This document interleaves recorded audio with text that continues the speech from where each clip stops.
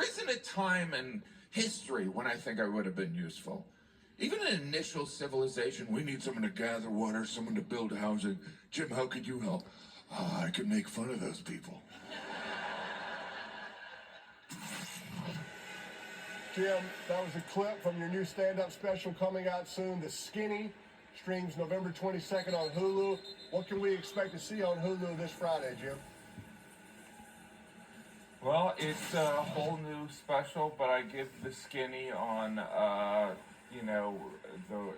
lost some weight and also what it's like to have teenagers. I got 5 kids and usually 3 or 4 teenagers depending on the month. So it's chaos. It's me complaining about my kids, which is a lot. Well, it's important. Jim, I also read that you got your start in New York City doing stand-up, and that during that time you were out so late doing some of your gigs that you'd sometimes fall asleep during your day job. And I got no judgment there. I often get very sleepy listening to Peyton speak, even sometimes on this show. But what kind of job did you have that allowed you to sleep is my question. I was a copywriter in an advertising agency, but when I was eventually laid off, they had to wake me up. They had to be like, we gotta let you go. So I was like, all right, that's fine. And then I went back to sleep. But I can't even use that as a joke because a friend of mine, Dave Attell, had a joke similar to that. So I can't even really count that as... Yeah, it's a true story, but it was my friend's joke before it happened to me. But I used to sleep all the time at lunch. People would go out to lunch and I'd just sit at my table sleeping.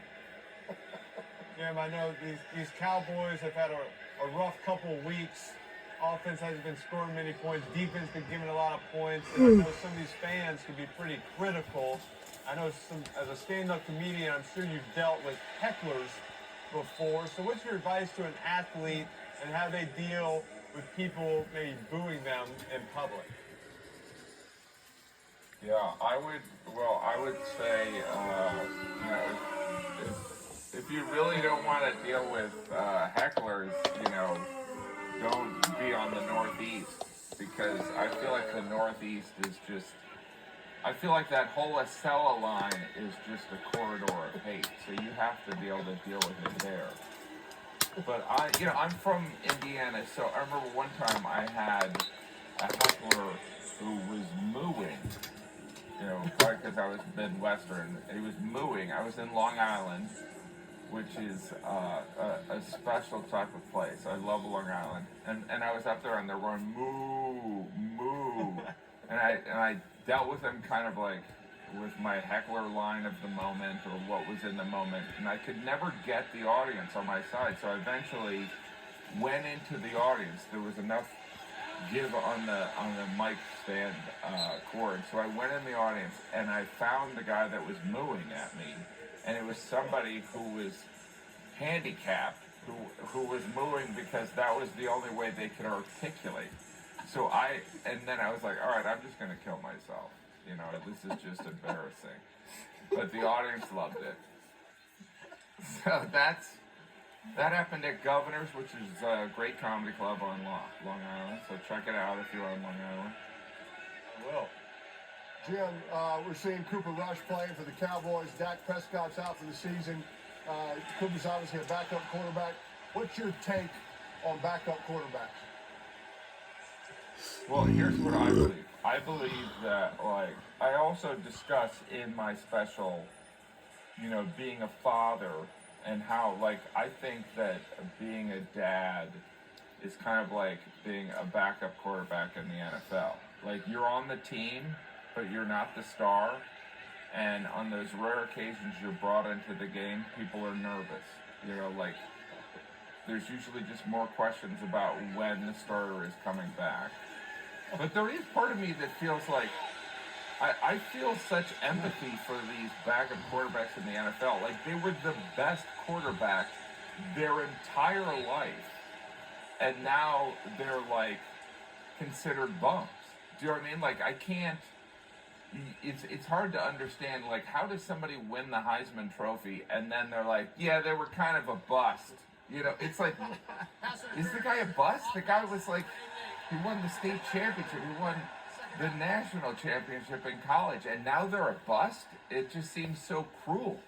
I mean, you guys both avoided that, but like, you must have known people that were huge stars that maybe they got placed on the wrong team, or they didn't have an opportunity to kind of develop. It's just cruel. Happens a lot. Yeah. Bad supporting cast, bad, yeah, no doubt about it. Go ahead, E. I know. You mentioned you grew up in Indiana. You grew up in LaPorte, Indiana. You played high school on the same team as your brother, and I saw Yeah. y'all won 30 games in a row at one point. So, can you and your brother Yeah. Joe make the case of being one of football's great family dynasties? You think? Well, I can't even think of another two brothers that were successful in football. Look at the, oh So yeah, it's look like- at you. So there's my brother Mean. Joe. Yes. And so what I would say is we went to a high school that I don't even think they have a football team right now, but it was 100 students. There were 25 in my graduating class. And so more my brother's year than his senior year, because when I was the senior, the team kind of fell apart. But it was all made up of brothers. So there was like me and my brother Joe, the two Grodys, the two McGraths, the two Websters, and then there would be, but it was probably like 7 sets of brothers.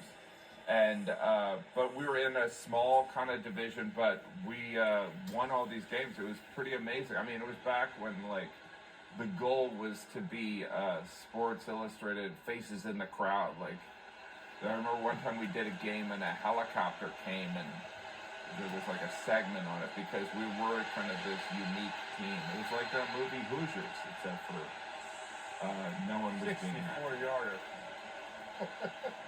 64-yarder. Jim, I'm gonna put you on the Why are all the almost field perfect goals now prediction. 50? Oh wait, there's a flag though. Hold on, E. Wait up. Celebration. Put them on there, though, E. 'Cause Yeah, we I feel gotta like there was a lot of running involved. There was the running. Like Jim talked about. There was a running in the kick. So close, right? Right next to me. He's next to me. What is Oh, the almost perfect. like? Do we prediction? think that? Do we think that gotta field get it, goals were like in 10 years? Are they going to be Point. making 70-yard, I think so. 70-yard I field mean, goals? a 50-yarder is like an extra point. Head slap. It's easy. Defense Right. 95. That's Hold a on. 15-yard penalty and an automatic Oh, they're going to give him the first down.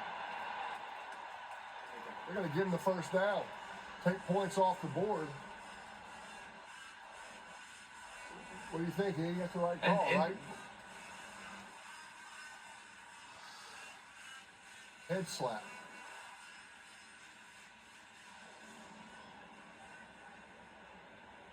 Wouldn't you want the guaranteed 3 points though? Well, I mean, yeah, it'd be interesting to see what happens. I mean, this guy missed one earlier, but a chance to go down there and get a touchdown and make this game closer. You got to take the penalty. Yeah. It was a head slap. It was a head slap Head slap. called on Houston. He kind of You never see did that. He did a Deacon Jones head slap. I already put him on the perfect prediction panel, but so now, Jim, you got to get this right. You got to get this prediction right now. Yeah. What's going to happen Cowboys? to Dallas? All right. Are the Cowboys going to score? And if you say how, we'll put that picture of you at Purdue on the Okay. prediction panel as well. All right. It's I'm gonna say CD Lamb Ooh, is okay. gonna catch a pass. Okay. I like that. But isn't that what anyone would predict at this point? I think so. I think that's your best prediction. Yeah, like he's used to. I mean, he's not used Or to you being can say, there. But He did that last week. He did that Or- last or week. a Jim. fumble. He fumbled it. That's a killer. That's a killer. It kills you. They had a red zone play right there. They probably had a little bubble screen to the running back. Oh.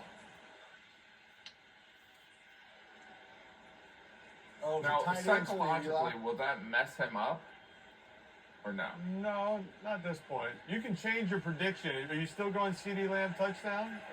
You can say field goal. You can say yeah, miss that's it. field goal. No, it's CeeDee Lamb to the right upper corner. Ooh, I mean, well, the left upper Patient. corner. Oh no. Oh. Or an Jim, intercept. hey, Jim's going up there because Jim said they should have kept the points. Right there is exactly why. That should have been a pick six Right. to the house. Jim, you could have caught that. Again, that feel. Run Yeah, the I don't numbers. know. I got pretty bad eyesight.